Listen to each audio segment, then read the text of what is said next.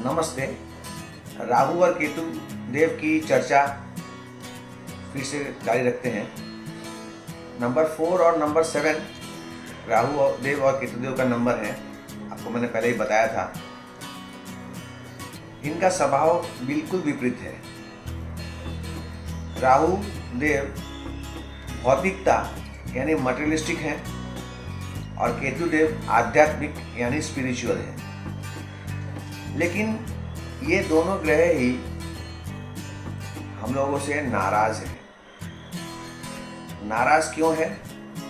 क्योंकि पूर्व जन्म में आप लोगों ने हमने इनका पूर्ण ख्याल नहीं रखा। ये जो हम लोग का शरीर है, ये शरीर 7 ग्रह जो है उसे नियंत्रण करते हैं। कौन कौन? सूर्य, चंद्र, मंगल, बुध, बृहस्पति, शुक्र और शनि। परंतु हमारे जो कर्म है, ये जो एक जन्म से दूसरे जन्म को कर्म को ले जाते हैं राहु देव और केतु देव। तो जिस भाव से हम लोगों ने इनका असम्मान किया था या इनका ख्याल नहीं रखा था, उस भाव में कुंडली में वे बैठ जाते हैं और हमें समस्या देते रहते हैं। केतु देव जो है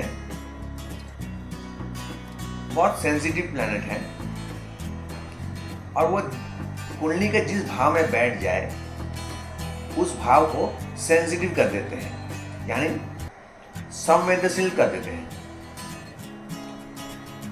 कहते हैं कि राहु देव और केतु देव अगर न्यूमरोलॉजिकल ग्रिड में हो तो अच्छा और ना हो तो भी अच्छा।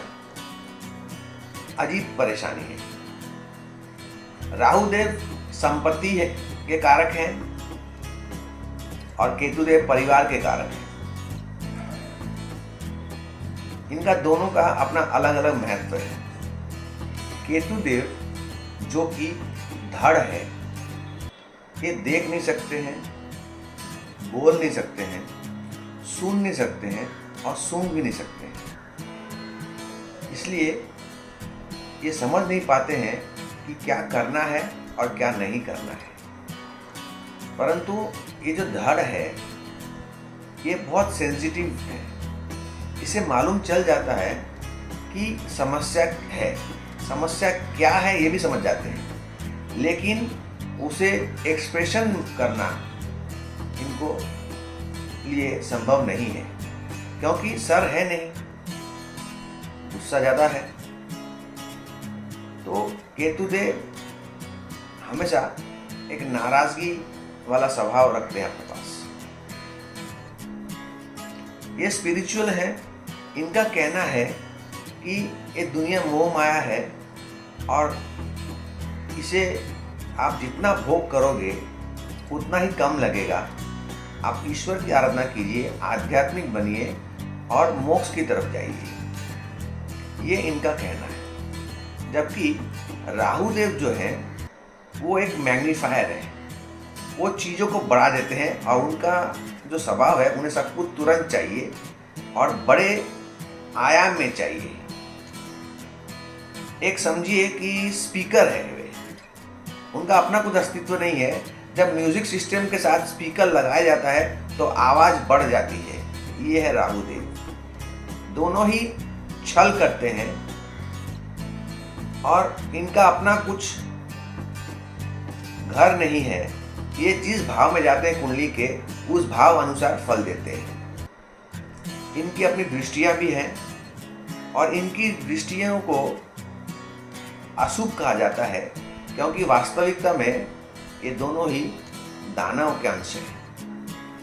परंतु अमृत पान करने की वजह से इनको देवता का रूप या देवता की जगह मिली इनको।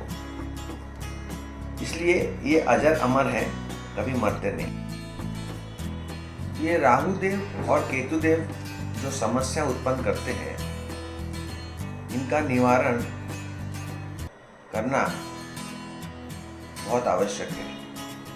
और कोई पत्थर पहनने से ये इनका उपाय नहीं होता है। राहु देव जो है वो मन पर हावी हो जाते हैं।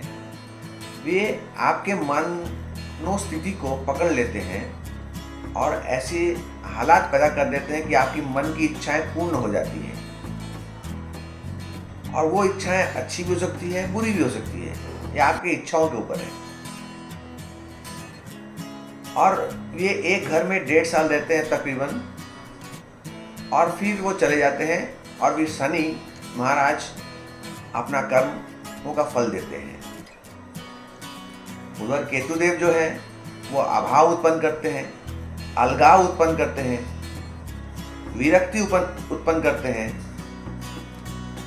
और इनकी दृष्टियां शुभ नहीं होती है।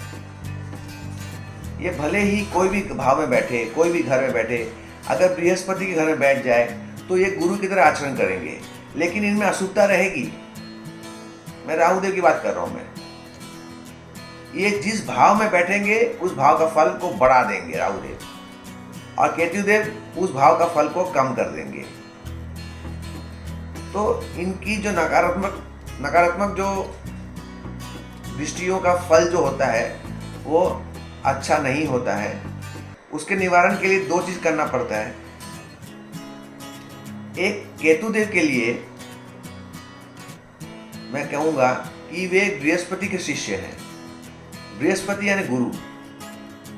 आप किसी को अपना गुरु बनाइए, जो गुरु बनने के काबिल हो, उनसे दीक्षा लीजिए और वे जो मंत्र देंगे उनका उच्चारण कीजिए। इससे आपको राह मिलेगी, क्या करना है आपको मालूम चलेगा। आपको ये आसान हो जाएगा कि आपकी तकलीफ कम हो जाएगी। ये कर्म तो आपको करना है। गुरुदेव का कर्म नहीं करेंगे, वो रास्ता बताएंगे। कर्म यानी शनि महाराज, कर्म आपको ही करना है। और राहु के लिए क्या है, राहु जो मन पर हावी रहता है, उसके लिए आपको प्राणायाम करना पड़ेगा, मेडिटेशन या साधना करनी पड़ेगी। आप अपने मन को काबू करना पड़ेगा। आपने अगर अपने मन को काबू कर लिया तो राहुदेव और केतुदेव कोई भी बुरे प्रभाव नहीं दे सकते हैं, क्योंकि सारा खेल मन का है। मन को नियंत्रण कीजिए, प्राणायाम कीजिए सुबह उठ के। इससे आपको केतुदेव और राहुदेव की नकारात्मक जो प्रभाव होता है वो आप पर नहीं लागू होगा। और दूसरी चीज जो आपको करनी है, केतुदेव के लिए आप भगवान गणेश की पूजा करें, उनका मंत्रोच्चार करें, और राहुदेव के लिए माँ दुर्गा की आराधना करें। आपको समस्या का जो हो रहा है आपको, वो उसका समाधान मिल जाएगा, आपको रास्ता दिख जाएगा और आप अपने जीवन पथ पे आगे बढ़ जाएंगे। आपको करना क्या है, आपको सही कर्म करना है। सही कर्म करेंगे तो आपको सही फल मिलेगा। बुरे कर्म करेंगे तो आपको बुरा फल मिलेगा। इसलिए मैं कहता हूं कि शनि महाराज न्याय करते हैं, कर्म फलदाता हैं, ये मुझे बहुत प्रिय है। और राहुदेव और केतुदेव इन कर्मों को इस जन्म से दूसरे जन्म तक ले जाते हैं और कुंडली में उस तरह से वो बैठ जाते हैं फल देने के लिए। तो इनको शांत करना, इनका समाधान करना हमारा दायित्व है, खुद के लिए, अपने लिए, ताकि जीवन पथ आसान हो और आप तरक्की की राह पर चलते रहें। बस मुझे इतना ही कहना है। आज के लिए मैं आपसे विदा होता हूँ। राधे राधे।